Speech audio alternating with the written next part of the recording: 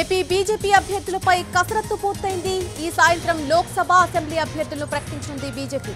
ఏపీలో మొత్తం 6 లోక్సభ 10 అసెంబ్లీ స్థానాల్లో పోటీ చేయనుంది.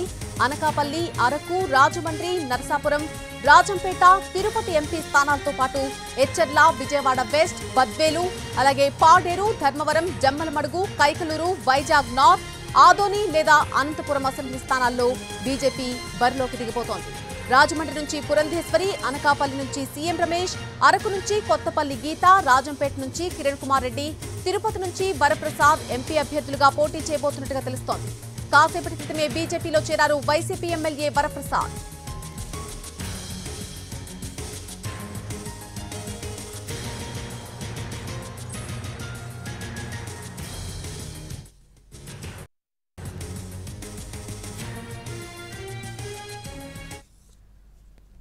ఏపీ బీజేపీ అభ్యర్థులపై దాదాపుగా కసరత్తు పూర్తయిపోయింది. సాయంత్రం లోక్సభ అలాగే అసెంబ్లీ అభ్యర్థులను ప్రకటించబోతున్నట్టుగా తెలుస్తోంది. ఇదే అంశానికి సంబంధించి పూర్తి అప్డేట్ మా ప్రతినిధి ప్రసాద్ ఢిల్లీ నుంచి అందిస్తారు.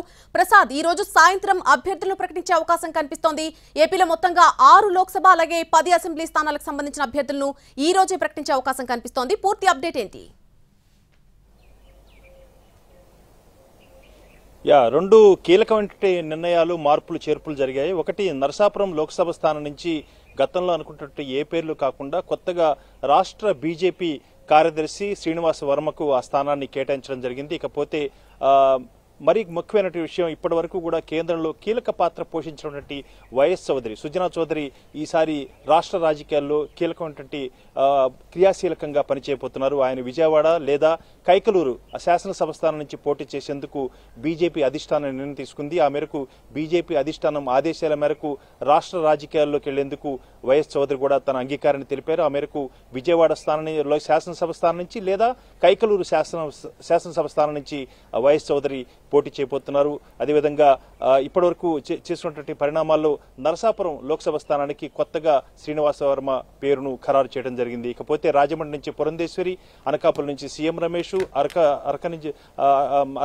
అరకు నుంచి కొత్తపల్లి గీత, అదేవిధంగా రాజంపేట నుంచి మాజీ సీఎం కిరణ్ కుమార్ రెడ్డి, తిరుపతి నుంచి వరప్రసాద్ మాజీ ఐఏఎస్ అధికారి, అదేవిధంగా మాజీ వైఎస్ఆర్ కాంగ్రెస్ పార్టీ ఎంపీ, ప్రస్తుతం గూడూరు ఎమ్మెల్యేగా ఉన్నటువంటి వరప్రసాద్ బీజేపీలో చేరటంతో ఆయన పేరును కూడా బీజేపీ అధిష్టానం ఖరారు చేసింది. ఈ రోజు సాయంత్రం వీటికి సంబంధించినటువంటి అధికారికంగా ప్రకటన కూడా వచ్చే అవకాశం ఉంది. అదేవిధంగా అసెంబ్లీ స్థానాలకు సంబంధించి కూడా జమ్మలమడుగు, ఆదోని, అదేవిధంగా బద్వేలు, అదేవిధంగా విశాఖ నార్త్, విజయవాడ స్థానం బీజేపీకి కేటాయించడం జరిగింది. పాడేరు స్థానం కూడా, ఎచ్చర్ల స్థానం కూడా బీజేపీకి కేటాయించడం. ఈ అభ్యర్థులకు సంబంధించి ఇంకా తర్జన భర్జన జరుగుతున్నాయి.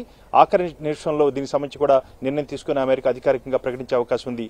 బీజేపీ పూర్తి స్థాయిలో ఎన్నికల సమరానికి సిద్ధమవుతుంది. ఆ మేరకు ఇప్పటికే 3 పార్టీల మధ్య, జనసేన, బీజేపీ, టీడీపీల మధ్య కుదిరిన అవగాహన మేరకు పూర్తి స్థాయిలో సర్దుబాటు చేసుకుని అందరూ కూడా సమిష్టిగా పనిచేసేందుకు ఒక ఉమ్మడి ప్రణాళికతో బీజేపీ, జనసేన, టీడీపీ పోటీ చేసేందుకు రంగం సిద్ధమైంది. ఆ మేరకు ఒక ఉమ్మడి ప్రణాళికతో 3 పార్టీలు కూడా కలిసి అనేకటువంటి సభలు, ప్రచార కార్యక్రమాలు ఉధృతంగా ఏపీలో చేసేందుకు గాను సన్నద్దమవుతున్నారు. బీజేపీ అభ్యర్థులు ఖరారయ్యారు. అధికారికంగా ఈరోజు సాయంత్రం ప్రకటించబోతుంది. Right Prasad, thanks for the live update.